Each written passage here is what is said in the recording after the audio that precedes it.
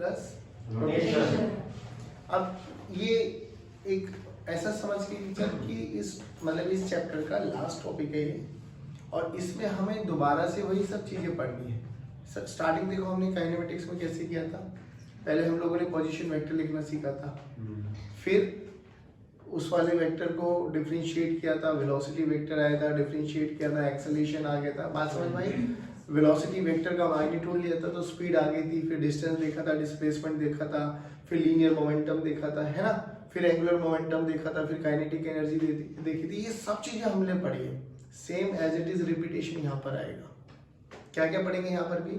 वही position vector, displacement vector, velocity, distance, speed, displacement, linear momentum, angular momentum, kinetic energy.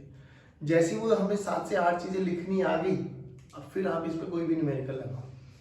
अब ये जो combined translational plus rotation motion है, ये tough क्यों माना जाता है?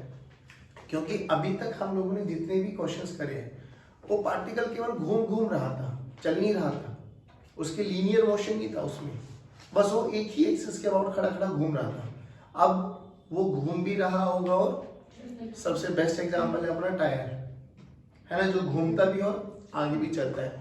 सोच के देख, जब हम लोगों ने सेंटर ऑफ मास को स्टार्ट किया था तो हम लोगों ने एक चीज का वहां पे एनालाइज किया था कि अगर मैं इस पेन को फेंक दूं तो ऑब्वियसली ये पेन ऐसे ऐसे करते हुए भी घूमेगा और आगे भी जाएगा, है ना। बट हमने बोला था कि इसके किसी भी पॉइंट पर इसके किसी भी पार्टिकल के मोशन को एनालाइज करना विद ग्राउंड फ्रेम हमारे लिए बहुत मुश्किल हो गया था, क्योंकि जब मैं इसको ऐसे फेंकूंगा, ध्यान से देखना, ऐसे फेंकूंगा तो इसका ये पार्टिकल ऐसे घूमते हुए जा रहा है ना, बोला जाए 3 सेकंड के बाद बताओ ये पार्टिकल क्या कर रहा है, हमारे लिए तो बहुत आफत की बात हो गई है, 3 सेकंड के बाद क्या करना है। बट फिर हम लोगों ने इसको थोड़ा सा सिंप्लीफाई किया था कि एक पॉइंट ऐसा ढूंढो जो पॉइंट केवल प्रोजेक्टाइल मोशन कर रहा होगा। वो कौन सा पॉइंट था?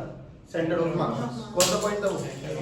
तो हमने बोला था कि इसका एक पार्टिकल जो कि क्या कर रहा होगा, सेंटर ऑफ मास ऐसे घूमते हुए जा रहा होगा, एक पार्टिकल प्योर प्रोजेक्टाइल मोशन कर रहा होगा, यानी पैराबोलिक पाथ को फॉलो कर रहा होगा। हाँ, सिमिलरली आप जब ये combined translational plus rotation motion के बारे में बात करोगे ना, तो इसमें आपको अपनी न्यूमेरिकल्स को 2 पार्ट्स में डिवाइड कर लेना है। One is motion of centre of mass, और सेकंड सेंटर ऑफ मास पर बैठकर वो वाले पार्टिकल का मोशन क्या है। अब सोच के देख, अगर टायर घूम भी रहा है और चल भी रहा है, ठीक है, तो सेंटर ऑफ मास क्या कर रहा है हमारे लिए? ध्यान से देख, कोई भी टायर है मेरे पास, मान लो ये एक टायर है, ये इसका centre of mass v speed से आगे जा रहा है और ओमेगा से घूम रहा है। तो सेंटर ऑफ मास मेरे लिए क्या कर रहा है? सेंटर ऑफ मास सीधा चल रहा है भाई, अभी यहाँ पर है, किसी भी इंस्टेंट पर वो यहाँ पर आ जाएगा, किसी भी इंस्टेंट पर वो यहाँ पर आ जाएगा। अब बात हम अगर ये करें कि ये वाला ए पार्टिकल है, ठीक है, ए वाला पार्टिकल अभी है, हो सकता है बाद में ए वाला पार्टिकल यहाँ पर आ जाए, बट सेंटर ऑफ मास तो अभी भी क्या कर रहा है? चल रहा है। अरे बोलो भाई, फिर हो सकता है ये वाला ये पार्टिकल घूम के यहाँ पर आ जाए, बट सेंटर ऑफ मास तो अभी भी। तो हमारे लिए सेंटर ऑफ मास कैसे मूव कर रहा है? स्ट्रेट पाथ में। कैसे मूव कर रहा है? Straight path. तो सबसे पहले एनालाइज करो सेंटर ऑफ मास के पार्ट को, मोशन को। अब जनरली जो कि ये सेंटर ऑफ मास आपके लिए बहुत सिंपल सा पाथ देने वाला है। जनरली ये पाथ क्या क्या हो सकता है? स्ट्रेट लाइन, सर्कुलर मोशन या प्रोजेक्टाइल, और ये तीनों हम लोग पढ़ चुके हैं। जनरली जो ये सेंटर ऑफ मास का पाथ होगा ये कैसा हो सकता है? जनरली बहुत सिंपल पाथ होता है, ये वही पाथ होगा जो अभी तक आप पढ़ चुके हो। कौन कौन सा? स्ट्रेट पाथ भी हो सकता है, वो प्रोजेक्टाइल मोशन भी कर सकता है, और वो सर्कुलर मोशन भी कर सकता है। फिर अगर मैं इसी पार्टिकल पे सेंटर ऑफ मास पर ही बैठ जाऊं, तो मेरे लिए ये सेंटर ऑफ मास से ये पार्टिकल, जनरली हम रिजिड बॉडी के बारे में बात करते हैं, रिजिड बॉडी की स्पेशलिटी बताओ।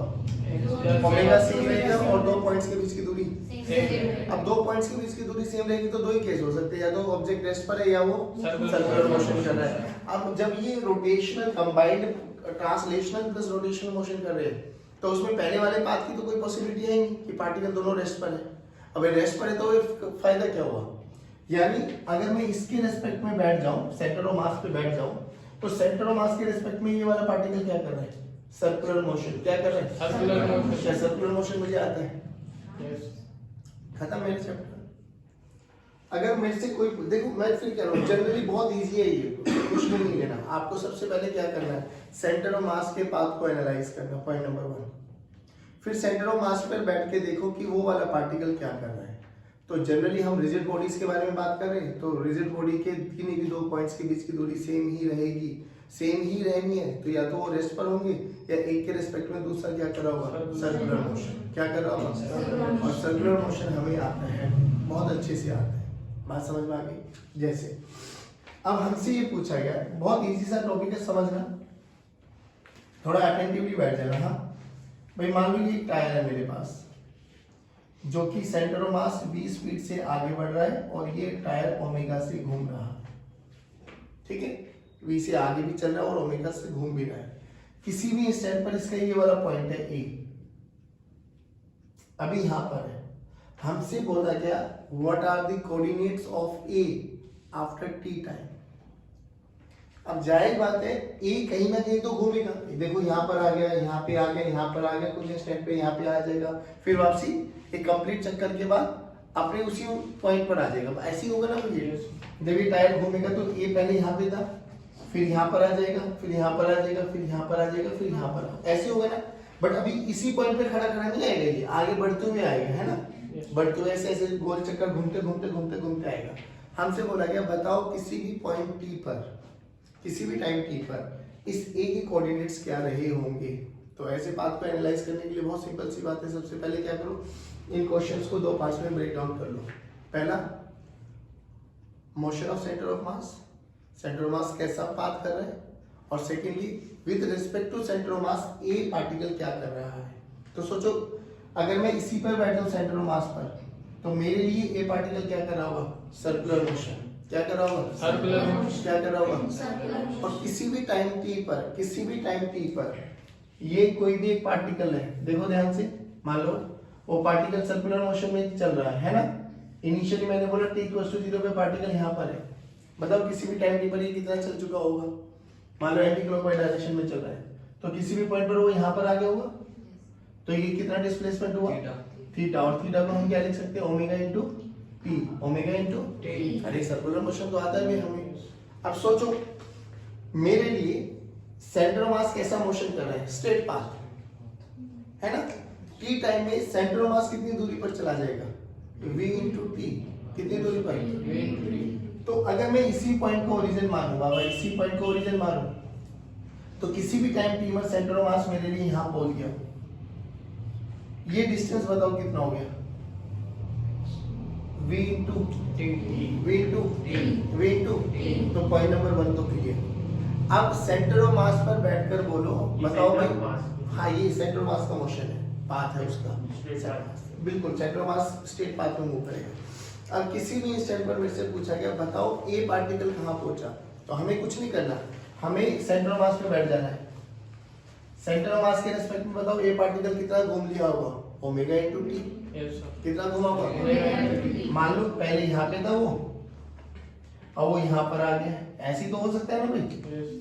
अब यही हमें इस पॉइंट के कोऑर्डिनेट्स निकालने, तो निकाल देते हैं। बोलो ये कितना घुमा, ओमेगा इंटू टी। अब ये देखो अगर ये आपके पास रेफरेंस लाइन है, यानी ये आपके पास x हो गया और ये आपके पास क्या हो गया, y, तो रियलिटी में हमें ये कोऑर्डिनेट्स निकालने हैं, x, y। अब ध्यान से देखना, ये क्या है, r।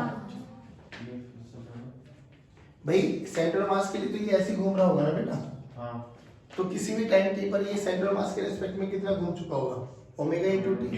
थीटा ही तो घुमा होगा ना ये, बस ओमेगा इंटू टी। तो यानी ये पार्टिकल जो यहाँ पे था with respect to centre of mass यहाँ पर आ गया ओमेगा इंटू टी, जो उस इंस्टेंट में था वो उधर आ गया, हाँ। एक और जो कि सेंटर ऑफ मास भी चल रहा है, तो यहाँ से यहाँ तक भी आ गया। इतना distance centre of mass v velocity से ट्रेवल किया और with respect to centre of mass ये पार्टिकल सर्कुलर मोशन में किया। इतना समझ में आया, नहीं आया, पक्का। चल अब जब ये आ गया तो इसके कोऑर्डिनेट्स लिखने हैं, तो इसके कोऑर्डिनेट्स होंगे x, y। x तो होगा ये वाला डिस्टेंस बेटा, और y होगा ये वाला डिस्टेंस। अब हमें x, y निकालना है, तो निकाल देते, क्या बड़ी बात है। देखो ध्यान से, ये r है, ये भी r होगा, r पे भी कंपोनेंट बोलो कितना हो जाएगा, ये वाला आर cos थीटा बोलो, आर cos ध्यान से देखो, आर cos थीटा आराम से देख लो, देख लो, देख लो आराम से। आर का ये कंपोनेंट हो जाएगा ना आर cos थीटा, तो और ये कंपोनेंट कितना हो जाएगा आर sin थीटा। नहीं आया समझ में? तो देखो यहां से यहां तक की दूरी कितनी है vt, यहां से यहां तक की दूरी कितनी है r sin थीटा, तो यहां से यहां तक की दूरी बताओ vt minus r sin theta. तो x कोऑर्डिनेट क्या बना बाबा, vt minus r sin theta. sin theta को ओमेगा इनटू t लिख सकता हूं। अब देखो यहां से यहां तक की ये दूरी कितनी है r, ये कितनी है, ये कितनी है, तो ये कितना बना r minus r cos theta. तो y की वैल्यू कितनी बनी r minus r cos omega t। ये कोऑर्डिनेट्स आ गए भाई, सिंपल सी बात है ना। देखो सेंटर ऑफ मास के रेस्पेक्ट में तो जो ये पार्टिकल ये है, ये क्या कर रहा होगा सर्कुलर मोशन। अबे सर्कुलर मोशन कर रहा होगा तो किसी भी टाइम टी पर वो कहां पहुंच चुका होगा ओमेगा इनटू टी। अबे अगर वो ओमेगा इनटू टी पहुंच भाई यहाँ पे था, इसके रेस्पेक्ट में वो यहाँ पर आ गया, तो ये कितना घुमा ओमेगा इनटू टी। ये आर है ना आपके पास, इस आर का ये कंपोनेंट कितना आ गया आर cos ओमेगा टी। ये कौन है, इतना कंपोनेंट है बाबा ये, और ये कितना हो गया आर sin ओमेगा टी। यहां तक बताओ समझ में आएंगे? अब यहां से देखो इस ए पॉइंट से ओ पॉइंट कितनी दूरी है आर, इसमें से ये दूरी कम कर दो, मुझे तो ये दूरी चाहिए ना, तो आर में से R cos omega T minus कर दो, तो y तो आ गया। Yes sir. अब यहां से यहां देखो, यहां से यहां सेंटर ऑफ मास ने कितना डिस्टेंस ट्रेवल किया, speed into time, speed into time, और इसने कितना डिस्टेंस ट्रेवल किया आर sin ओमेगा टी। तो इसके रिस्पेक्ट में ये ए पार्टिकल कितनी दूरी पर आ गया vt minus R sin omega T. नहीं आया? अगर ये कोऑर्डिनेट्स बन गए, अब मुझे एक बात बताओ कि अगर मेरे पास ये x है, ये y है, ये पॉइंट A है, इसके कोऑर्डिनेट्स है x, y, क्या मैं पोजीशन वेक्टर लिख सकता हूँ? बिल्कुल लिख सकते हैं। बोलो ओरिजिन ये है मेरे पास 0,0, यहाँ से ये r वेक्टर आ गया। r वेक्टर बोलो कैसे लिखा जाता है? नहीं r वेक्टर लिखो ना पहले। r वेक्टर लिखने का तरीका बताओ। बस x I cap plus y j, खत्म। और कोई मेरे से पूछे मोड ऑफ r वेक्टर लिखो, तो under root of x square plus y square. कोई मेरे से पूछे वेलोसिटी वेक्टर लिखो, तो dr vector by dt vector. नहीं आया? आ गया। बोलो भाई, अब जब इस पॉइंट के कोऑर्डिनेट्स पता लगे तो क्या मैं पोजीशन वेक्टर भी लिख सकता हूँ? बिल्कुल लिख सकता हूँ। बोलो r vector this is equal to xi cap plus y। अरे नहीं आया समझ में? पक्का? तो x की वैल्यू कोई लिख दो, ये vt minus r sin omega t i cap plus r minus r cos omega t j cap. अगर कोई मेरे से वेलोसिटी पूछे इस इंस्टेंट पर, तो dr वेक्टर बाय dt कर दो, you will get the velocity. नहीं आया बच्चों? आ गया। पक्की बात? दोबारा से सुनो, जब भी हम किसी भी combined translational plus rotation motion की बात करेंगे तो उसको आप दो हिस्सों में ब्रेक डाउन कर दो, क्योंकि जब टायर चल भी रहा होगा और घूम भी रहा होगा तो हमारे लिए बहुत मुश्किल होता है किसी भी पार्टिकल के पाथ को एनालाइज कर पाना। तो सबसे इजीएस्ट वे क्या है कि पहली बात तो path of the centre of मास निकाल लो कि रियलिटी में सेंटर ऑफ मास क्या कर रहा है। जनरली ये पाथ बहुत इजी होता है, या फिर स्ट्रेट लाइन होगा, पैराबोला होगा, ये सर्कुलर मोशन होगा। और straight line, parabola, circular motion ये सब हमें आता है। दूसरा क्या है, सेंटर ऑफ मास पे बैठ के ना उस पार्टिकल को एनालाइज करो कि वो क्या कर रहा है। सेंटर ऑफ मास पे बैठ के हम जनरली रिजिड बॉडीज के बारे में बात करते हैं, तो हमारे लिए या तो वो पार्टिकल रेस्ट पर होगा क्योंकि उन दोनों के बीच की दूरी सेम रहनी चाहिए, या वो एक के रेस्पेक्ट में क्या कर रहा होगा सर्कुलर मोशन। रेस्ट वाली कंडीशन तो यहाँ पे जरूरत है ही नहीं, क्योंकि अगर रेस्ट पर है तो फिर वो कहेगा कंबाइंड ट्रांसलेशनल प्लस रोटेशन।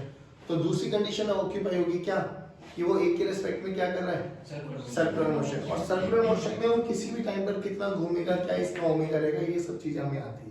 जल्दी बोलो, आया नहीं आया समझ? दोबारा बोलो, जब भी combined translational plus rotation motion होगा तो सबसे पहले हमें क्या करना है, पहले सबसे पहले हाँ पाथ ऑफ सेंटर ऑफ मास को देखना है कि सेंटर ऑफ मास रियलिटी में क्या कर रहा है। फिर सेंटर ऑफ मास पर ही बैठ जाएंगे, क्या देखेंगे कि वो पार्टिकल क्या कर रहा है। जनरली पार्टिकल सेंटर ऑफ मास के रिस्पेक्ट में क्या कर रहा होगा, सर्कुलर मोशन, ठीक है ना। अब जैसे ये क्वेश्चन था कि एक टायर चल भी रहा है और घूम भी रहा है, बताओ किसी भी टाइम टी पर इस ए पार्टिकल के कोऑर्डिनेट्स बताओ, तो बताना हमारे लिए कोई मुश्किल नहीं है। तो हमने देखा जब ये टायर घूम रहा था तो सेंटर ऑफ मास तो सीधे रास्ते पे जा रहा है ना बाबा, तो सेंटर ऑफ मास तो एक स्ट्रेट पाथ को फॉलो कर रहा है, जो कि वेलोसिटी यहाँ पर कांस्टेंट थी, तो हमने बोल दिया टी टाइम में सेंटर ऑफ मास कितनी दूरी पर चला गया होगा, speed into time v into T. और सेंटर ऑफ मास के रेस्पेक्ट में वो वाला चक्कर ऐसे घूमेगा ना, तो किसी भी टाइम टी पर वो कितना हो गया, ओमेगा इनटू टी।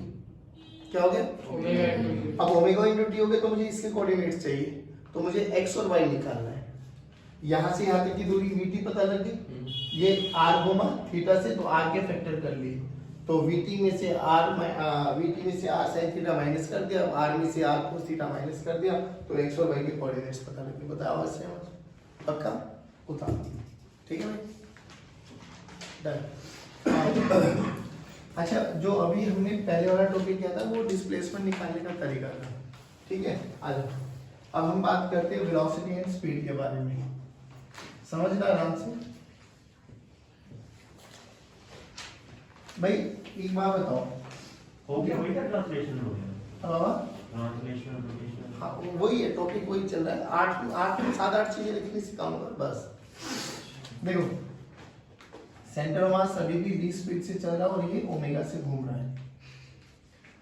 पहले मुझे बताओ, जो कि अभी हम लोगों ने बात करी है कि जब भी ऐसे क्वेश्चंस आए तो क्वेश्चंस को 2 हिस्सों में ब्रेक डाउन कर दो, एक path of centre of mass और एक motion of particle with respect to centre of mass. तो ये तो पक्की बात है, motion of particle with respect to centre of mass हमेशा क्या आएगा, सर्कुलर मोशन। पहले सर्कुलर मोशन के बारे में थोड़ा मुझे ज्ञान दो भाई। जब ये सर्कुलर मोशन कर रहा होगा पार्टिकल, है ना, ओमेगा से घूम रहा होगा, क्लॉक एंटी क्लॉक कोई भी डायरेक्शन में, किसी भी इंस्टेंट पर, रेडियस r मान लो, किसी भी इंस्टेंट पर इसकी इस पार्टिकल की क्या स्पीड रही होगी, r ओमेगा, और किस डायरेक्शन में रही होगी। अगर ये ऐसे घूम रहा है क्लॉकवाइज, टेंजेंट ड्रॉ कर दो, ये भी r ओमेगा, ये भी r ओमेगा, ये भी r ओमेगा, और ये भी, ये तो समझ में आता है ना। किसी भी इंस्टेंट पर भी क्या होगी, r ओमेगा, डन है। अब इसको मैं जो बात कर रहा हूं, तो देखो इस वाली बात को मैं ऐसे लिख सकता हूं, दिस इक्विवेलेंट टू, एक तो motion of the centre of mass, और सेंटर ऑफ मास क्या कर रहा है बेटा, सीधा जा रहा है, तो उसके लिए तो ये पार्टिकल कैसे जाएंगे, है ना, सभी के सभी पार्टिकल सीधे चलेंगे, तो फिर वो वाली वेलोसिटी सीधी जाएगी। सुनो तो सही, ये सेंटर ऑफ मास की मोशन है, और वो जब हम सेंटर ऑफ मास पर बैठ चुके हैं, तो यही तो कंबाइंड ट्रांसलेशनल प्लस रोटेशन हुआ, ये ट्रांसलेशनल मोशन हो गया, और वो उसके रिस्पेक्ट में रोटेशन कर रहा है। ये वाली जो सीधा जा रही है तब जब हम देख रहे हैं, हाँ, जब सेंटर ऑफ मास के रिस्पेक्ट, सेंटर ऑफ मास को देख रहे हैं, तो सेंटर ऑफ मास के लिए तो सारा का सारा सिस्टम ही आगे जा रहा है ना। अब ये देखो ना, गाड़ी है ना आपके सामने, गाड़ी जा रही है, तो मैं यहाँ पे खड़ा हूँ, तो मेरे लिए तो गाड़ी का हर एक पार्ट ही आगे जा रहा है ना, पक्की बात है ना। अब सेंटर ऑफ मास पे बैठ जाओ टायर वाले पे, तो वो टायर घूम भी रहा होगा, तो घूम रहा होगा, तो किसी भी स्टेट पर टायर की स्पीड क्या होगी, r ओमेगा, और सेंटर ऑफ मास की स्पीड क्या होगी, v। तो इन दोनों को वो कर दो ना ऐड, वो आपके पास वेलोसिटी आ जाएगी उस इंस्टेंट पर। देखो करो इनको ऐड, इस पार्टिकल की स्पीड बताओ, v भी होगी और r ओमेगा भी होगी, v भी होगी और यानी मैं यहाँ पे लिख सकता हूँ v प्लस, इस इंस्टेंट पर बोलो v इधर होगी और r ओमेगा इधर। अगर पार्टिकल ऐसे घूम रहा है तो समझ में आया, चलो इस इंस्टेंट पर बोलो v इधर, r ओमेगा इधर, इस इंस्टेंट पर बोलो v इधर और r ओमेगा इधर। यहाँ तक आया समझ में? फिर जो हमारे गाड़ी में जो स्पीड शो होती है वो ये वाली होती है। ये तो उस चक्के की बात है जो घूम भी रहा और चल भी रहा है, तो आपकी गाड़ी चक्कों के ऊपर है, हाँ ठीक है ना, तो आपके लिए तो ये दिखाई देगा, हाँ चक्के की दोनों रफ्तार होंगी, वीबी और आर ओमेगा, हाँ। ठीक है। आ जाओ, अब देखो एक चीज और बताओ मुझे, किसी भी इंस्टेंट पर अगर मैं बात करूं कि सर इस इंस्टेंट पर ये थीटा एंगल है, इस पार्टिकल की बात बताओ, इस पार्टिकल के बारे में क्या ख्याल है? तो कुछ भी ख्याल नहीं है।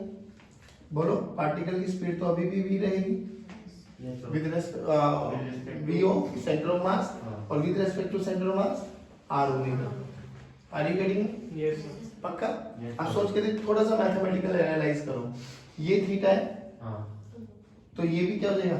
थीटा ये थीटा है तो ये वो 90 माइनस थीटा।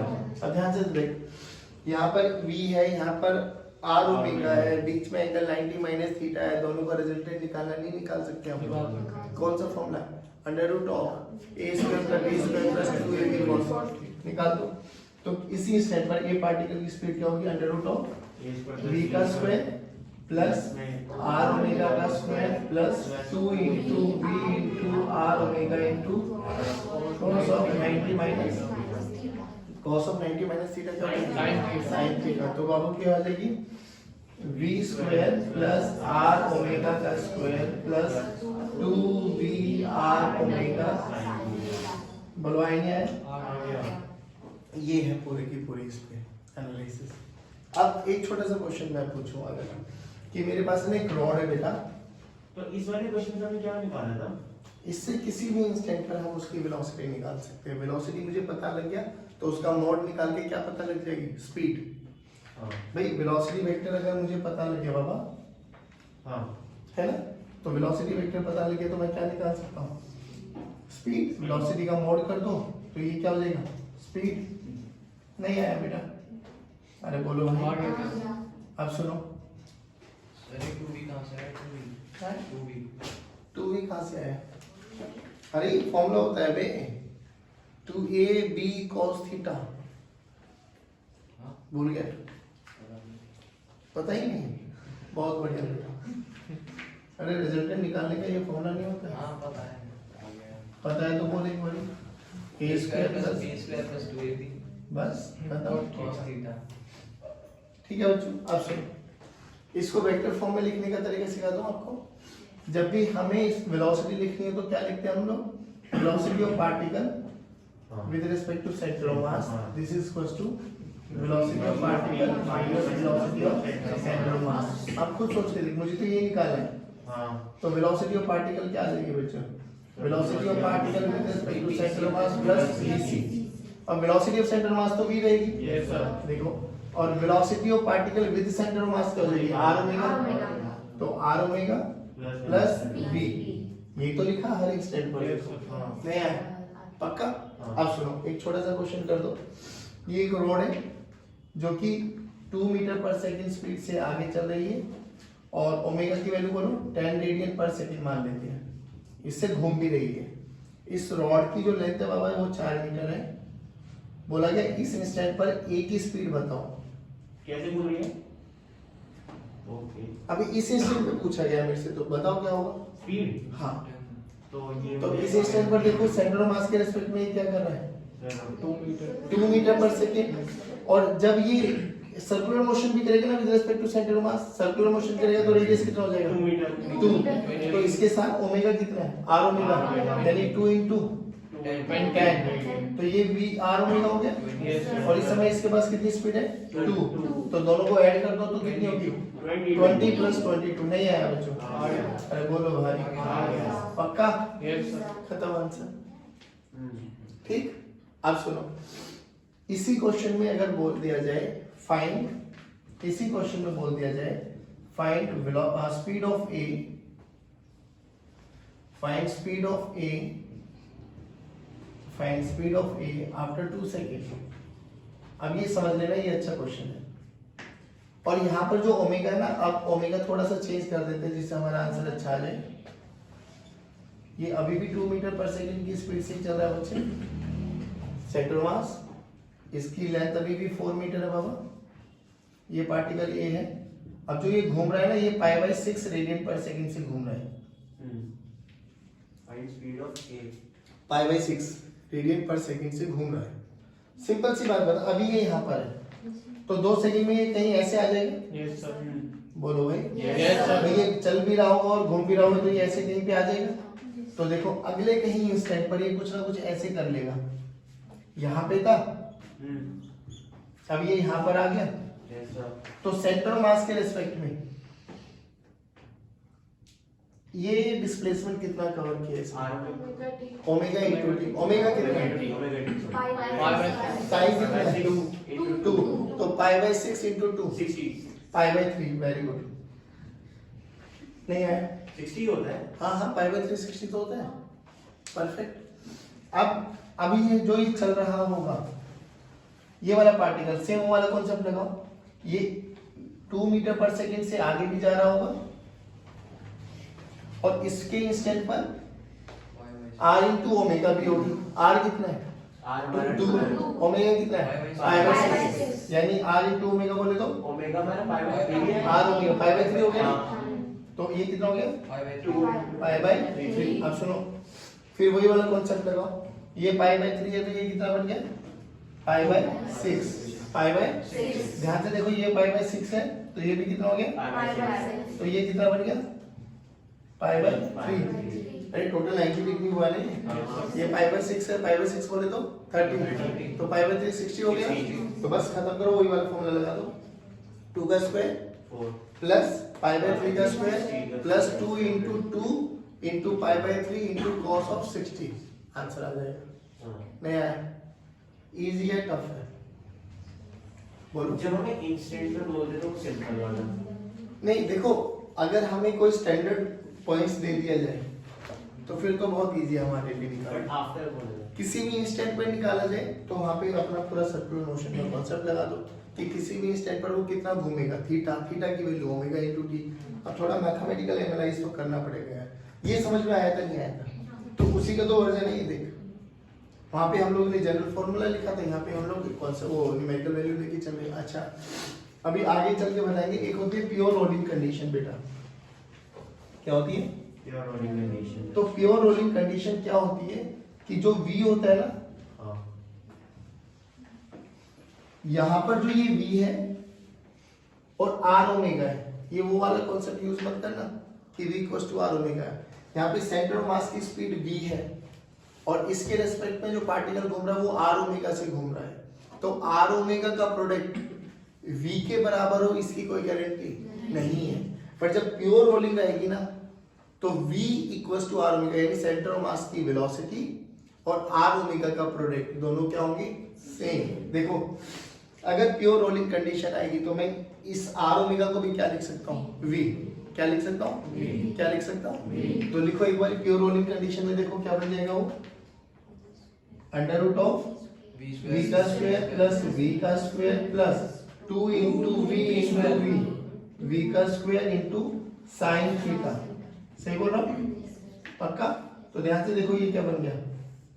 2V का स्क्वायर प्लस 2V का square plus sine theta under root of 2V का स्क्वायर कॉमन ले लो, 1 प्लस साइन थीटा। ये प्योर रोलिंग कंडीशन है। अबे भाई ये cos 90 minus theta sine theta बनाना जरूरी नहीं है। कौन कहता है? मैं तो इस केस के लिए लिख रहा हूँ ना। अगर इस केस में V equals to R omega हो जाए तो मेरे पास जो स्पीड होगी वो क्या होगी? वो इसी का फॉर्मेट आ जाएगा। मैंने तो इसी को थोड़ा आगे एक्सटेंड किया है ना। खत्म? नहीं आया दोस्तों? पक्का? तो मैं ये कह रहा हूँ क्या मुझे वेलोसिटी और स्पीड लिखनी आ गई? सिंपल सी बात है। सेंटर ऑफ मास के लिए हर एक पार्टिकल आगे जा रहा होगा और उसके रेस्पेक्ट में सारे पार्टिकल्स सर्कुलर मोशन कर रहे होंगे R ओमेगा से। तो किसी भी इंस्टेंट पर उसके पास दो स्पीड होंगी, एक उसकी खुद की V और एक उसके रेस्पेक्ट में जो पार्टिकल कर रहा होगा R ओमेगा। तो जिस भी इंस्टेंट पर पूछा जाए, सोचो यहाँ पे पूछा जा रहा है तो R ओमेगा इधर हो जाएगी, V इधर हो जाएगी। अब एंगल ये बन जाएगा। नहीं है समझ में? बोलो। किसी यहाँ पे पूछा जाए तो ये तो V से आगे चल रहा है और इसमें टेंजेंट ड्रॉ कर दो, ये R ओमेगा बन गया। नहीं आया बच्चों? किसी भी इंस्टेंट पर लिखो, निकलवा लो। यहाँ पे पूछा जाए तो V रहेगा और R ओमेगा भी इस डायरेक्शन में आ जाएगा, तो ये एंगल बन जाएगा इनके बीच का। बताओ, सिंपल सी बात। जैसे स्पीड और वेलोसिटी लिखनी सिखाई है वैसे ही एक्सेलरेशन लिखेंगे। पहले ही बताओ, ये आया नहीं आया समझ में? उतार दो इसको।